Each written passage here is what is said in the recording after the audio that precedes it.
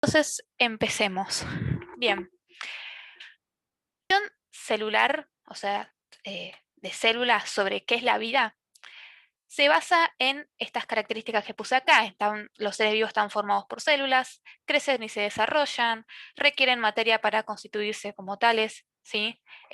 Nosotros comemos para poder justamente crecer y desarrollarnos. Requerimos lo que es energía para desarrollar nuestras actividades. Con energía me refiero a ATP, GTP, etc. Son sistemas, los seres vivos, obligatoriamente abiertos y compartimos materia y energía con el medio ambiente. Modificamos el medio en el que nos encontramos. Mantenemos el medio interno constante, sí, a pesar de los cambios que van a ocurrir en el exterior. Esto tiene que ver más que nada con el concepto de homeostasis.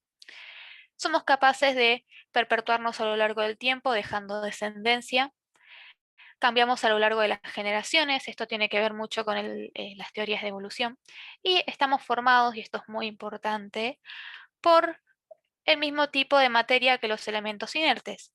Estamos formados por, sí o sí, hidrógeno, oxígeno, nitrógeno, perdón, carbono, fósforo y azufre. Esto se lo tienen que acordar porque es muy probable que se lo tomen, ¿sí? Y acá en el libro de Curtis había un apartado que decía vivos o no. Y acá se refiere a qué? A los virus, ¿sí? Hoy en día los virus no se sabe si están vivos o no. Por eso es muy difícil crear una vacuna para matar, entre comillas, por ejemplo, al virus de la gripe común o al virus del SIDA, ¿sí? Hay vacunas, pero es para evitarlos, no para matarlos, porque no se sabe si es un ser vivo o no. Bueno, los niveles de organización, sí, tenemos el nivel subatómico, que va a incluir a los protones, a los neutrones y a los protones, a los electrones, perdón. El nivel atómico, que es la formación de estos protones, neutrones y electrones, que va a formar átomos. Estos átomos se van a juntar con otros átomos y van a formar el nivel molecular, ¿sí? Que está formado por, bueno, obviamente moléculas y macromoléculas. Estas moléculas y macromoléculas se van a unir y van a formar los orgánulos celulares o las organelas, que seguramente ya las leyeron, que son como los órganos que constituyen a la célula. Un paréntesis, si ustedes tienen alguna consulta, alguna duda, me pueden preguntar, yo no tengo ningún problema en volver para atrás. Estas organelas van a formar a la célula, ¿sí? Estas células van a se van a juntar, obviamente, y van a formar el nivel pluricelular, que está formado por tejidos, órganos, sistemas, etc. Luego de este nivel pluricelular le sigue el nivel poblacional, que está constituido por seres vivos de la misma especie, como por ejemplo acá en la imagen se ven caracoles. Después, en el siguiente nivel está el nivel de comunidad, que está formado por poblaciones de diferentes especies, como por ejemplo esto lo podemos ver en una selva, ¿sí? Que hay diferentes especies de pájaros, diferentes especies de monos, diferentes especies de serpientes, etc. Le sigue el nivel de ecosistema, que va a incluir a las relaciones entre los factores bióticos y los abióticos, y por último, en el último nivel va a estar el nivel de biosfera, ¿sí? Que está formado por todos los seres vivos y las zonas de la Tierra donde se van a desarrollar justamente estos seres vivos. Bien, esto también es muy importante, las clasificaciones de la biodiversidad, ¿sí? Tenemos 5 reinos, los monedas, los protistas, acá dice prototistas, pero en realidad es protistas, hongos, plantas y animales, y en los animales obviamente estamos incluidos los seres humanos. El único reino que va a ser procariota van a ser las monedas. ¿Y qué son las monedas? Bueno, son las bacterias, ¿sí? Son unicelulares, o sea que están formadas por una sola célula. Pueden ser autótrofas o heterótrofas. Voy a explicar rápido qué significa esto. Autótrofas es que pueden formar su propio alimento, ¿sí? Y también pueden ser heterótrofas que van a buscar su alimento en el medio.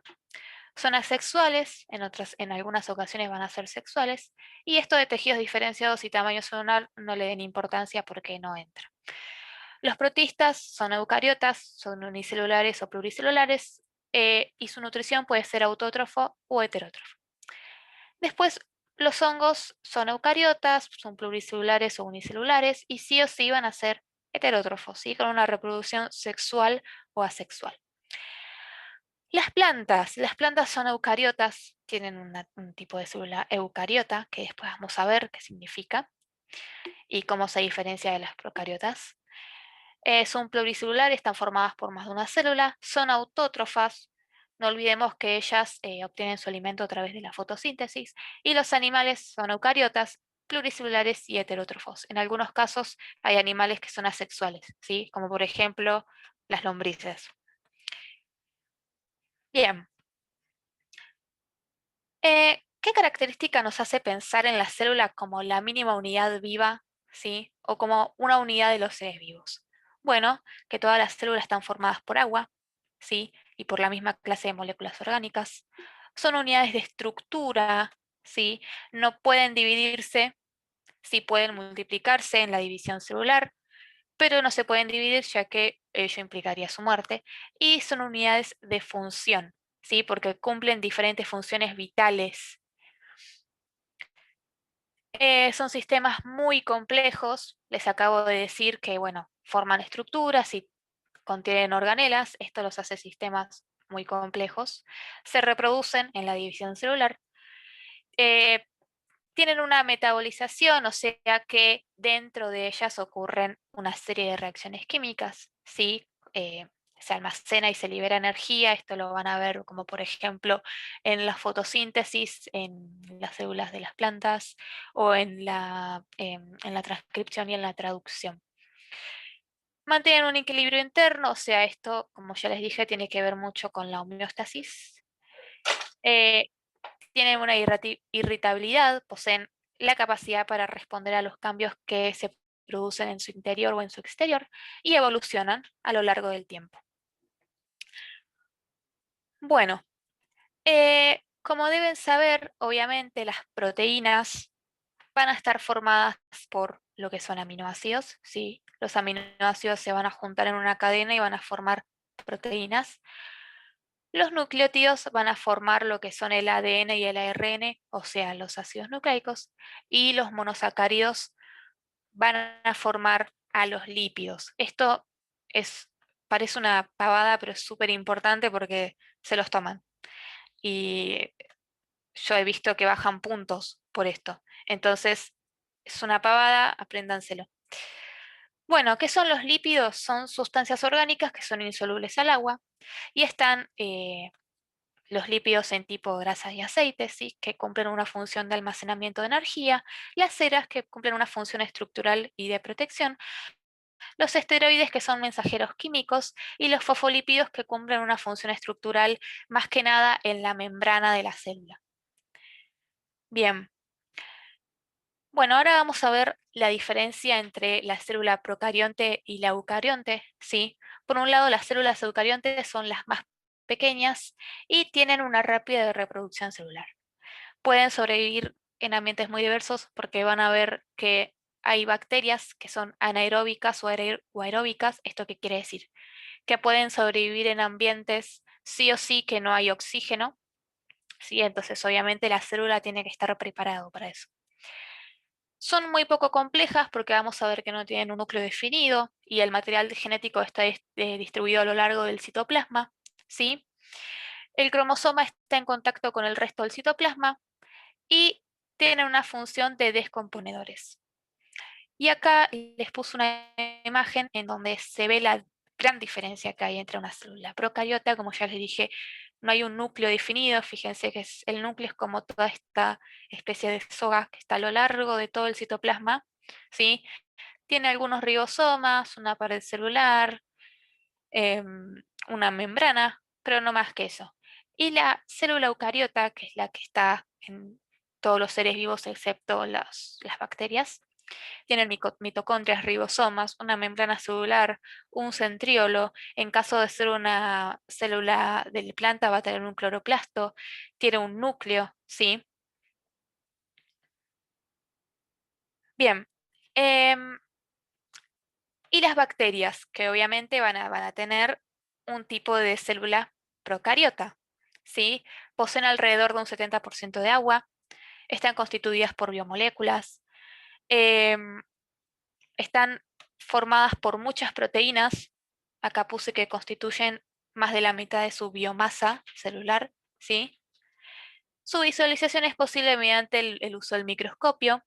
Se clasifican según su forma, ¿sí? Acá le puse algunas formas, algunos tipos de bacterias, y se multiplican por fisión binaria. Bien, em, podemos ver lo que es una estructura de una célula procarionte que contienen primero una cápsula que está constituida por un material mucoso, ¿sí? Que está ubicada por fuera de la célula. Está constituida ¿sí? por polipeptidos o polisacáridos, pueden ser rígidos o flexibles, y la cápsula es lo que le permite a la célula poder adherirse a otras células.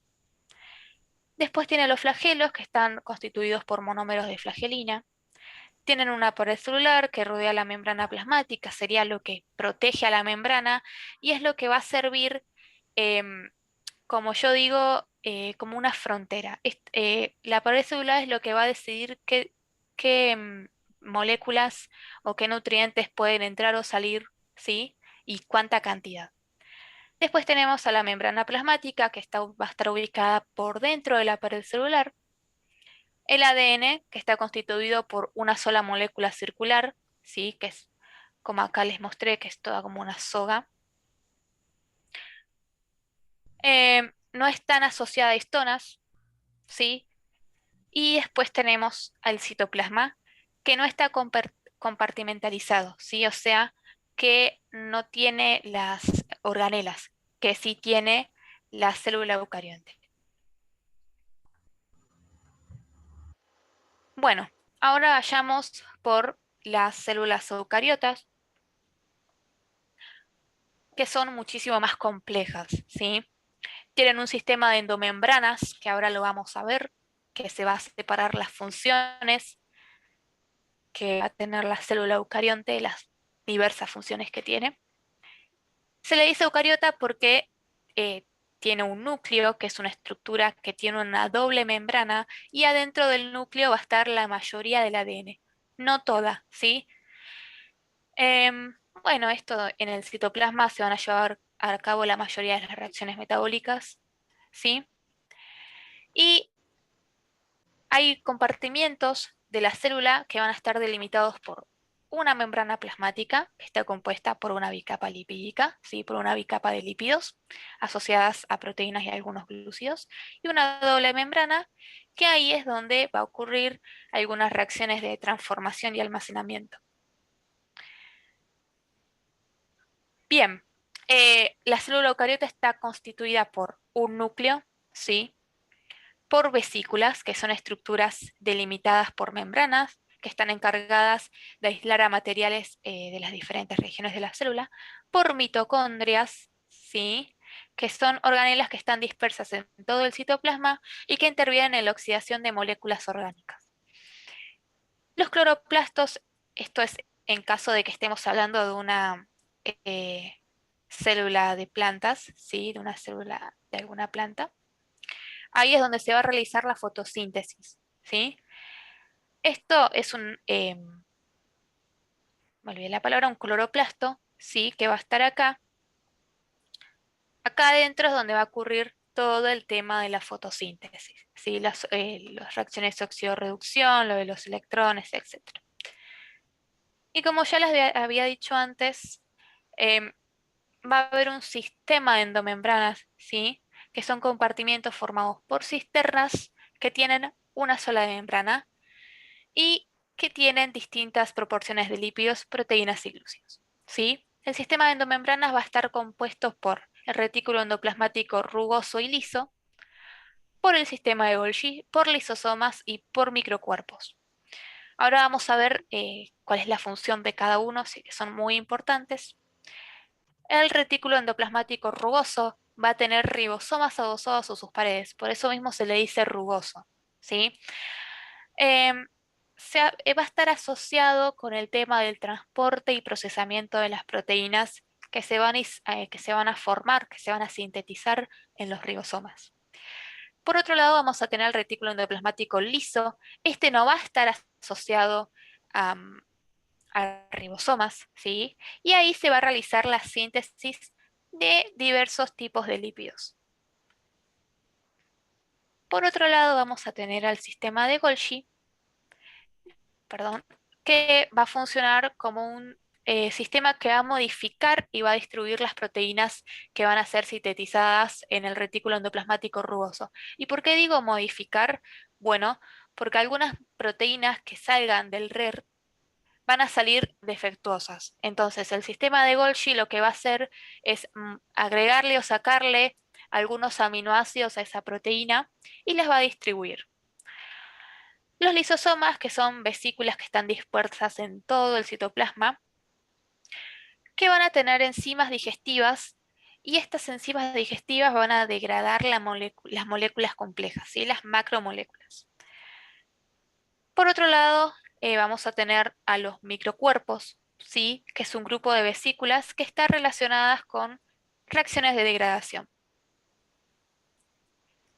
Bien, ahora vamos a hablar de las biomoléculas, ¿sí? Que los seres vivos tenemos 4 clases principales, que son los glúcidos, los lípidos, las proteínas y los ácidos nucleicos. Bien, las proteínas que son macromoléculas, ¿sí? Que son muy abundantes en la célula, que llevan a cabo diversas funciones, muchísimas funciones, y acá les puse un cuadro que dice de transporte, de defensa, de protección, control metabólico, catálisis, comunicación, si hay algunas proteínas que están en la membrana que hacen que se puedan comunicar con otras células, de protección, de soporte, ¿sí? Acá vemos que tienen muchísimas, muchísimas funciones y que son realmente importantes. Están formados por unos 20 aminoácidos o más. Muchas proteínas van a realizar sus funciones a través de la unión con otras moléculas. Y la actividad de la célula depende de proteínas enzimáticas, ¿sí? Como ya deben saber, las enzimas son un tipo de proteína que llevan a cabo algunas reacciones importantes, que ya las vamos a ver. Bueno, y las proteínas están formadas por aminoácidos. De aminoácidos solamente existen 20, ¿sí? Van a haber 10 aminoácidos que lo va a crear el cuerpo. Los otros 10 los vamos a tener que eh, extraer de la dieta, ¿sí? Se van a combinar mediante uniones peptídicas, o sea, con esto que quiero decir, se van a unir. A ver si le puedo hacer un poco de zoom para que puedan ver bien. Están estas pelotitas, cada pelotita se supone que es un tipo de aminoácidos diferente, y están unidas por uniones peptídicas. Y bueno, obviamente esto es un dato importante, codifican en la secuencia de bases del ADN, ¿sí? Y esta es la fórmula química de un aminoácido. Fíjense que tiene un grupo amino, un grupo ácido carboxílico y un grupo radical. Este grupo radical es el que va a definir qué tipo de aminoácido es, ¿sí? Bien. Bueno, ya deben saber que las proteínas tienen diferentes estructuras, la estructura primaria, la secundaria y la terciaria, ¿sí? Bien, em, la estructura primaria es simplemente esta cadena de aminoácidos que no hace nada, no tiene ninguna función porque es primaria, es muy básica, ¿sí? Están unidos por enlaces peptídicos. Después vamos a tener a la estructura secundaria, ¿sí? Que ahí es cuando se va a empezar a plegar, los aminoácidos se van a empezar a unir, ¿sí? Como acá ven en la foto. Y después la estructura terciaria o 3D, también la van a leer así, que van a estar, los aminoácidos se van a empezar a unir por enlaces peptídicos y por fuerzas electrostáticas, interacciones hidrofóbicas, puentes de hidrógeno, puentes de disulfuro o atracciones polares. ¿Sí? Volví a decir, en la estructura secundaria los aminoácidos se van a empezar a unir por puentes de hidrógeno, sí que es un tipo de unión. En la estructura 3D los aminoácidos se van a empezar a unir por estas que les acabo de nombrar. Fuerzas electrostáticas, interacciones hidrofóbicas, puentes de hidrógeno, puertas de disulfuro o atracciones polares. Y les va a quedar como una onda así. A partir de la estructura terciaria es cuando la proteína ya va a poder empezar a hacer la función que tiene que hacer, ¿sí? Si es enzima, empezar a hacer reacciones que hacen las enzimas, reacciones hormonales, ¿sí? Reacciones de defensa, de comunicación, etc. Por otro lado, les dije que están los nucleótidos, ¿sí? Que son los precursores de los ácidos nucleicos, que son el ARN y el ADN. Son transportadores de energía útil, son mediadores de procesos fisiológicos, agentes de transferencia y están compuestos por un grupo fosfato, una base nitrogenada y una pentosa. Esto apréndanselo porque es muy probable que se lo tomen, que le pregunten cómo está compuesto un nucleótido, ¿sí? Y nada, es un punto más. Las bases nitrogenadas, ¿sí? Son sustancias heterocíclicas, están derivadas de la purina o de la pirimidina, ¿sí? Como ya sabrán, el ADN tiene 4 tipos de bases nitrogenadas, que son la adenina, la guanina, la timina y la citosina, y el ARN tiene la adenina, la guanina, el uracilo y la citosina, ¿sí? Bien, los nucleótidos son transportadores de energía. em, las funciones, a ver, también son mediadores fisiológicos, ¿sí? Transmiten información del medio de afuera hacia adentro de la célula. Son segundos mensajeros. Esto lo van a ver mucho en neurofisio cuando estén en primer año, ¿sí? Para intervenir en la agregación plaquetaria en los procesos de coagulación y en la regulación de la dilatación de los vasos sanguíneos, ¿sí? Y bueno, obviamente va a regular la síntesis del ARN ribosomal y del ARN de transferencia en las bacterias.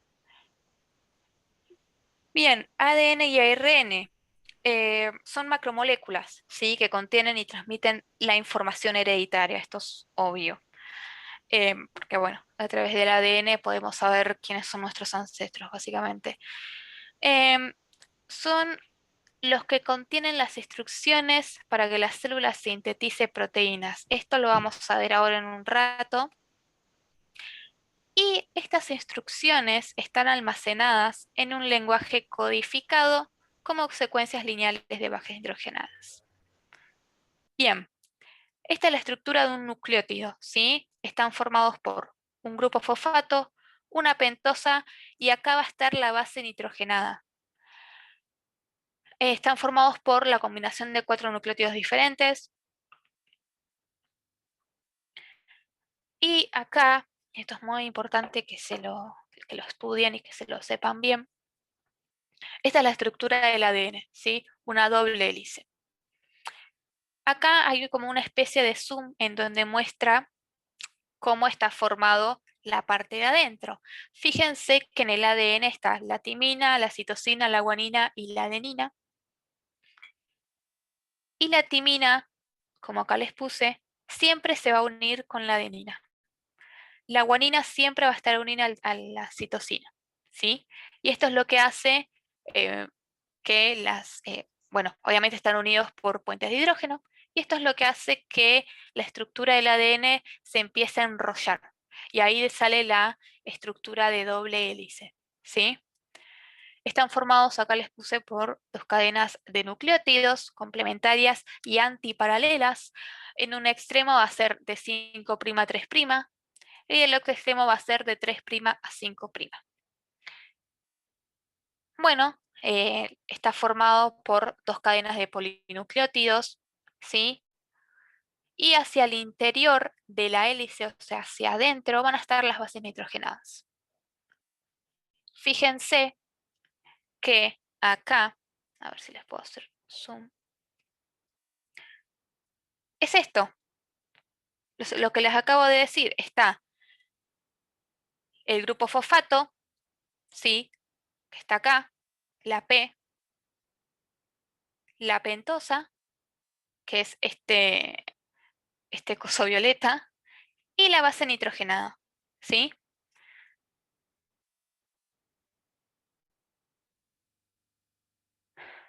Bien. La información que va a estar contenida en el ADN se va a expresar a través de las proteínas. Va a existir un código genético para relacionar las secuencias de nucleótidos con la secuencia de aminoácidos, ¿sí? Esta Un información, segundo. sí, Acá están preguntando en el chat, a ver, ¿los nucleótidos son ácidos nucleicos? sí, sí, son ácidos nucleicos. Vos Esto léeme funciona. porque yo no estoy viendo el Sí, sí, chat, tranqui, tranqui, por entonces, eso. dale, gracias. Bien, ¿en dónde me quedé? Bueno, obviamente esta información del código genético no se va a leer directamente, sino que es como cuando ustedes tienen un texto en inglés y lo pasan al español. Yo siempre digo eso, ¿sí? Van a tener un código y ese código lo van a tener que pasar a otro lenguaje como para que se entienda, ¿sí? La secuencia de bases nitrogenadas del ARN mensajero, que ahora lo vamos a ver, va a ser leída en grupos de A3, ¿sí? Llamados tripletes o codones, que ya lo deben haber leído muchísimo. Y acá va a estar la tabla, ¿sí? Fíjense que por ejemplo, la guanina, la adenina y la adenina van a formar lo que es la GLU, ¿sí? Que es un tipo de ARN.